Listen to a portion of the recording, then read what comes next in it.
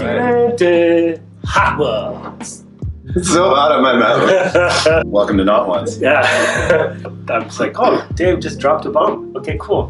We're not supposed to be talking about this. Let's just not talk about Shakespeare. Yeah. Cool. Hi everyone and welcome to Not Once. It's the show that we've completely plagiarized in order to interview our friends and enjoy some delicious hot wings.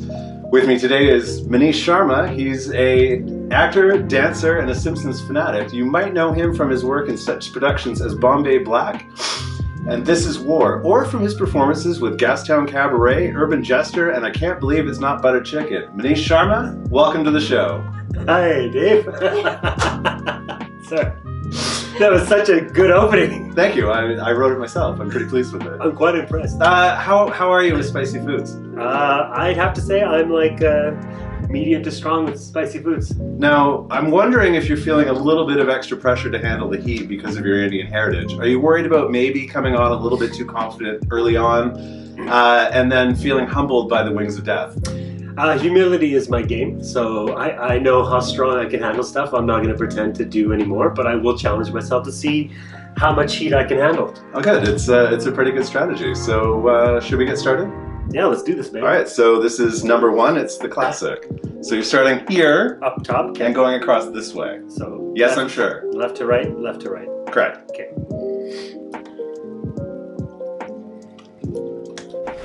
Now, Munish, everyone who knows you knows that you're very proud of the fact that you grew up in Regina. So I just want to ease into this by asking you a few quick questions about life in the wheat belt.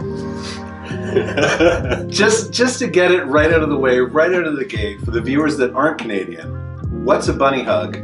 How did it get that name? And are there people that actually call it that? Yes, backwards people do call it a bunny hug.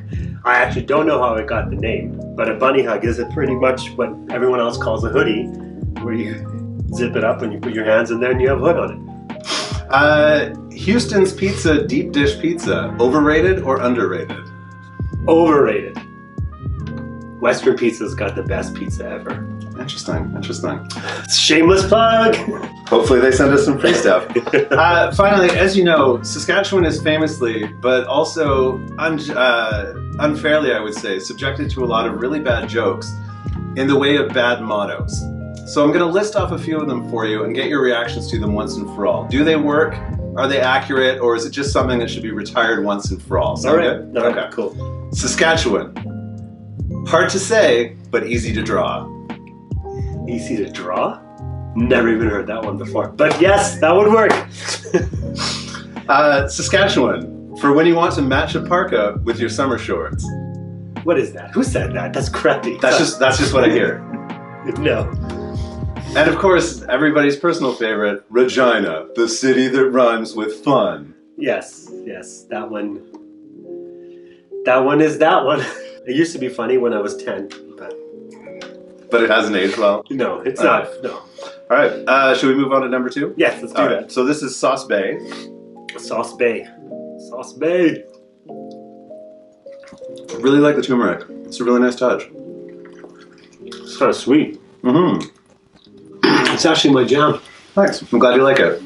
Everybody knows the famous quote that, there's no such thing as small parts, there's only small actors.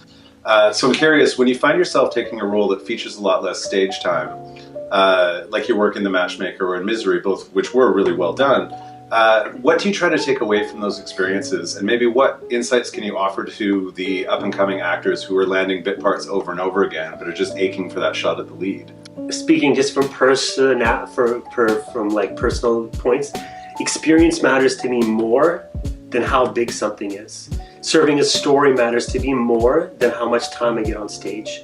So I look at things in the idea of an opportunity is better than no opportunity, and how do I build upon this? So like the idea of having a craft and loving it and trying to work on it requires a lot of ups and downs, and it requires the ability to be like, what am I serving here? What's the idea, right? So getting to be a part of Misery, for example, I got to be in a room with two fantastic actors for 8 weeks, and then I got to do it again with them once more here. First I toured with them, and then I got to with Lucia and Andrew, right? Like they were amazing. So I got to sit down and watch actors who are masterful in their craft, and I had to learn. So I got to learn for free, right? Even in acting, casts crews, all that stuff matters. But man, everything, the whole thing is an experience. When it's done, it's said and done, it's done. So if you don't live it up with what you have, you won't appreciate the other stuff that comes your way. Well, let's follow through with these wings and get on to number 3. All right. Which one's this one? This is Shaquanda's hot pepper sauce. Shaquanda's. Are these like the tasty ones? Like the first few are like you kind of are a mixed mixture of like, they taste good. You can still, There's certainly, we'll get to them in enough time, there's certainly enough of them that have that, like a lot of heat to it, but generally speaking, all of them do have some pretty good flavor. There's a nice balance too. Yeah. I like these two. The first one was whatever. Just saying. So far so good. Yeah. I just want to stay a little bit longer on the topic of the artistic process and what that's like, just for the people who don't really experience into that in their day-to-day. How do you possibly manage to memorize entire scripts, stage directions, and complex choreography? Often it just seems like what's just a really short amount of time. Commitment, for like being committed to it. The first question you mostly hear from anyone who's outside of it is like, how did you remember all those lines? I don't know. There's again, at one level, it's just simple regurgitation. Should we move on to Lucky Dog? Let's do Lucky Dog.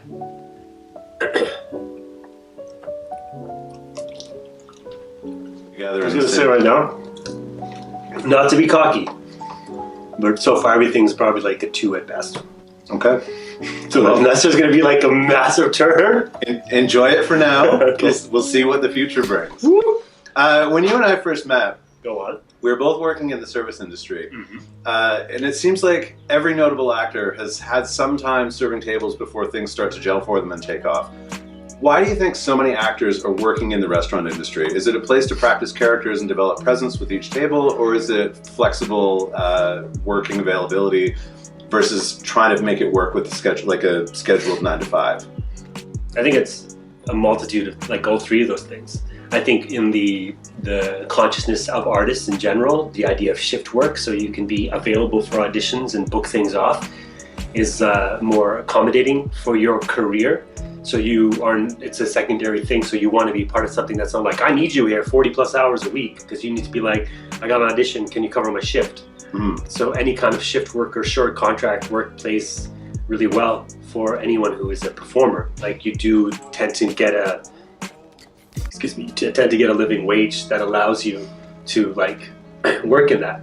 The downfall of that is also every other fucking person will either berate you or make fun of you for being a server when you're trying to be an artist, whether it be people in the back or coming to a restaurant. So you, heaven forbid, you say that you're an actor, and they're like, "Oh, you mean you're just another server?" So there's a lot of bullshit, and also money tends to get very alluring, right? I learned, it took me a longer time to learn this, because the idea of security sometimes can be very much a lie. Taking chances is what gets you places, and so there have been a number of times where you have to be aware of the fact that you're working this job to do not for this forever.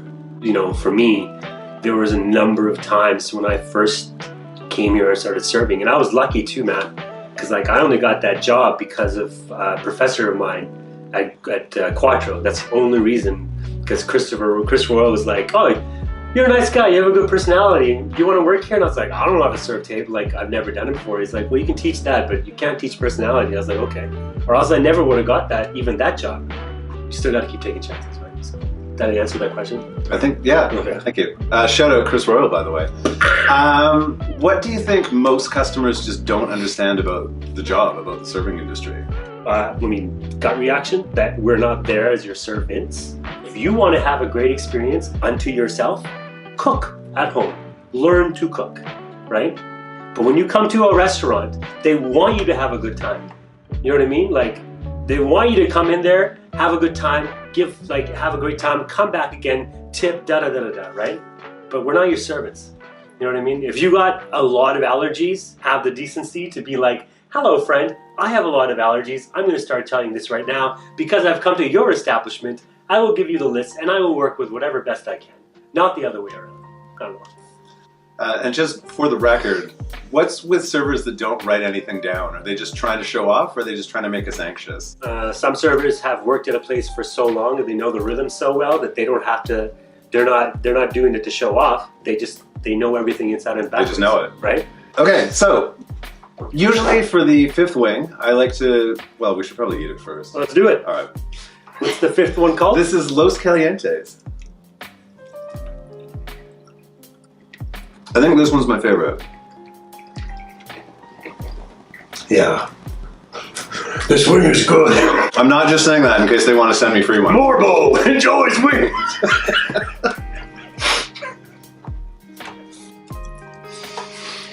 Okay, so usually I like to reserve the fifth wing for a borrowed game called Explain That Gram, where what we do is I'll pull out a few photos from your Instagram page, show them to you, and you just tell me what's going on in the photo, okay? You got it, dude. All right. What's up with this photo of you in the bunny suit? It was a commercial shoot for, I think it was like Nestea or something. Mm-hmm. And so the guys, I used to do a couple of sketches. I mean, I did a couple of commercials with them. And so they like to dress me up in weird stuff. And one of them, I was like in a full like bodysuit, red bodysuit. And at the end of the day in the suit, I just asked if I could take a picture like this. And I sat down longing and they took the picture. Oh, I like it. This is a photo of you and what appears to be an elephant in the background. Yes. This is, I took a trip to India about like, what, I don't know, 6 years ago. I spent about 4 or 5 months traveling, like doing like a semicircle from Chennai all the way up to like Mumbai. So I was like around Thiruvananthapuram. I was at an ashram. So I was doing yoga for like 2 weeks because like everybody's like, look at me do yoga. So I was like, might as well give this shit a try. And that is actually, I don't know who took that picture, but I love the fact that it's a picture of me taking a picture of myself because that's the original selfie. Oh shit! This is a classic risque dance number that you seem to be performing. What's going on here? I'm doing a burlesque duet with basically burlesque queen and soon-to-be legend Lola Frost. When we first got to do this, she's like, I don't get to do a lot of lifts. And I was like, I'll fucking throw you around. Lola Frost, babe of the century. What about this one? That's from Dance Boy. It's a show that I wrote that was performed at this year's Fuse in Vancouver at the Vancouver Art Gallery. It's a show that I'm currently working on too. But yeah, so that's somebody took a picture of that, and that's my favorite, my hero Amitabh Bachchan up in the corners, because I wanted to make sure I put my hero in the Vancouver Art Gallery like that. So yeah. Okay, so number 6, Hellfire Detroit. Hellfire Detroit? That's what it's called. Okay. Does it have like an after spice thing to it? A little bit. A lot of them sort of, you'll bite into them and then they sort of roll back in the back of your mouth a little bit later on. Getting back to life in Regina. No, really, I'm just asking about the riders because I know that one of your early promos was taking a photo as the flag bearer for the Rough Riders. How did that image come about, and is it actually still being used? I think it is because I did there was like a one-time thing where they paid me once, and it was like our first ever commercial, so I was so happy. But that is the weirdest commercial. That was the weirdest audition ever. I don't know if I ever told you this. All we had to do is walk into the room, take our shirt off, and scream as if you were cheering for the riders. And that's exactly what I did. Moving on to Wilshire Chili Farm Trinidad Scorpion hot sauce. Ooh, the word scorpion's in it. It's gonna have a bite. All right, let's do this. I think we may have hit a 4. We may have hit a 4. You and I talk a lot about the game of basketball. So how do you feel about the shift in play style that's going on in the NBA right now that gives players like DeMarcus Cousins or Marc Gasol the freedom to start utilizing the three-point shots instead of just being the classic hanging out down low, going for a quick dunk, or just getting the rebounds? Well, I've come to the conclusion at this point in time where like the game evolves. So the game has kind of evolved from going inside out to outside in. And so like the idea of hitting threes and stuff and making the game more fun per se is like the deal. So it allows more positionless basketball. But it is also like quite like there's no defense. Mm. Right? So it's like the change of the sport. And maybe I'm like more of an old head with that, but I mean, growing up, if you played ball, now there's no way. Like I remember I had to negotiate to do a fucking 3-point shot in high school, and now there's like chuck them up as much as you want. So maybe a little bit of bitterness of that, but hey, it's good, I guess, for the younger kids. Who are you building your team's dynasty around? Tim Duncan, Dirk Nowitzki, or Kobe Bryant? Oh my god.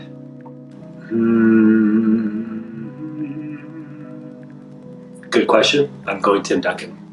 Good choice. Yeah. Now, this is normally where people will say that these are the wings getting really, really hot. So we'll see. Maybe we'll bump you up to a number 6.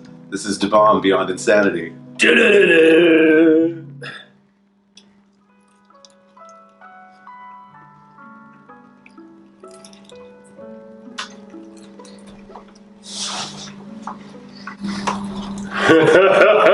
Solid 4.5, Munish. Oh, we hit that 6 real good. So I want to just swing back to talking. Yes. Okay, sorry. It's okay. So I want to just swing back into talking about acting a little bit further. But as a person of color, how do you navigate roles that toe the line of typecasting or tokenism? Are there limits of what you'll do and what you won't? Oh my god, yes. This was good, dude. Okay. It's the first heat of the day. I guess it depends on the project. I like to play. So I have to always ask myself the question of, what's the experience? What am I doing it for? Do I dare do this? I can do this, it's fine. I'm not too proud. I got nothing to prove. So I like to ask myself, I'm crying right now, this is so good.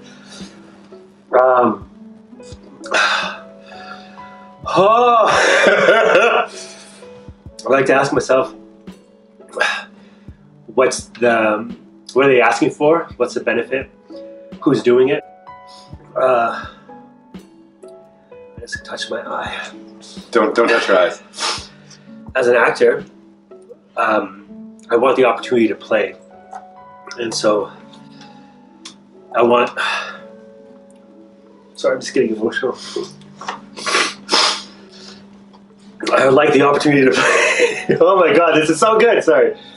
I would like the opportunity to play, but like, it's an interesting place to be in too, because at this point in time, there are so many changes happening, right? So like, you have to navigate it. Yeah, we have to navigate it. People of color tend to have to navigate it a bit differently. And I feel, depending on where your entry point is as an artist, how it hits you, what your own personal background and even your traumas and your hang-ups are, you might be for or against certain things.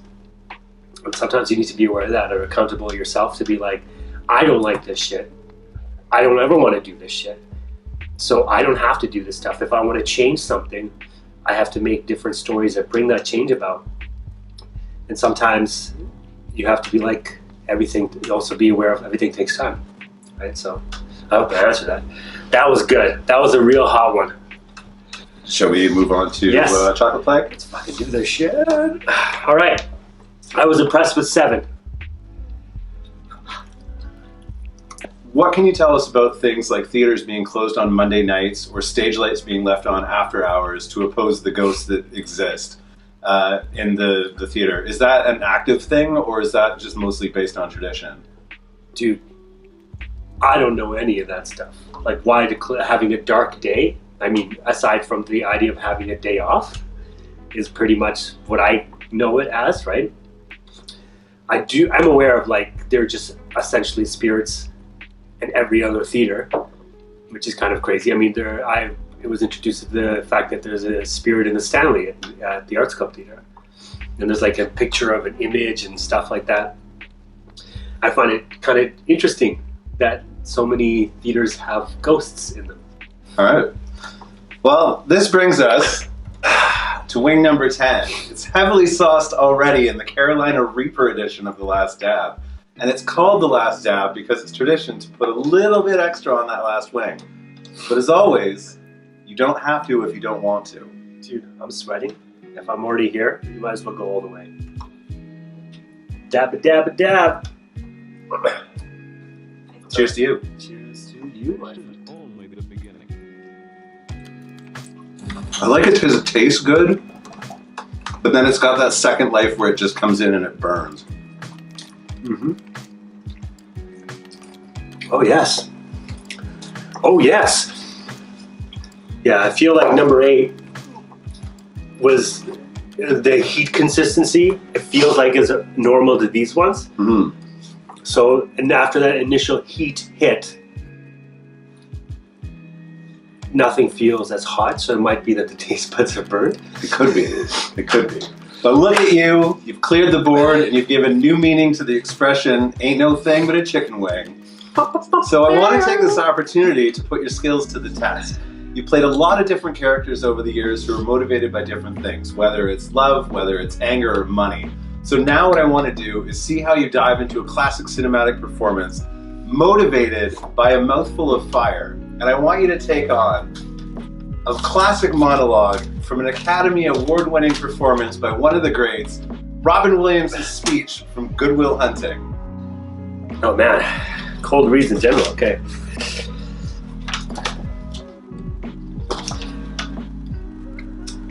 If I ask you about art, you probably give me the skinny on every art book ever written. Michelangelo, knew a lot about him, life's work, political aspirations, him and the Pope, sexual orientation, the whole works, right? But I bet you can't tell me what it smells like in the Sistine Chapel. You never actually stood there and looked up at the beautiful ceiling. If I asked you about women, you'd probably give me a syllabus of your personal favorites. You may have seen me, you may have been laid a few times, but you can't tell me what it feels like to wake up next to a woman and feel truly happy. You're a tough kid. I ask you about war, and you probably throw Shakespeare at me, right? Once more into the breach, dear friends. But you've never been near one. You never held your best friend's hand in your lap and watched him grasp his last breath looking to you for help. You don't know about real loss. Because that only occurs when you love something more than you love yourself. And I doubt you'd ever dare to love anybody that much. I look at you and I don't see an intelligent, confident man. I see a cocky, scared, shitless kid. That's all I got. Well, there you have it. 10 chicken wings up, 10 chicken wings down. My next move is to roll out the red carpet for you, my friend. Straight down the barrel of our one camera. Let the people know what you got going on in your life. I'm going home for Christmas, and I get to go to Winnipeg in March to do 1,000 Splendid Suns for the first time in Winnipeg.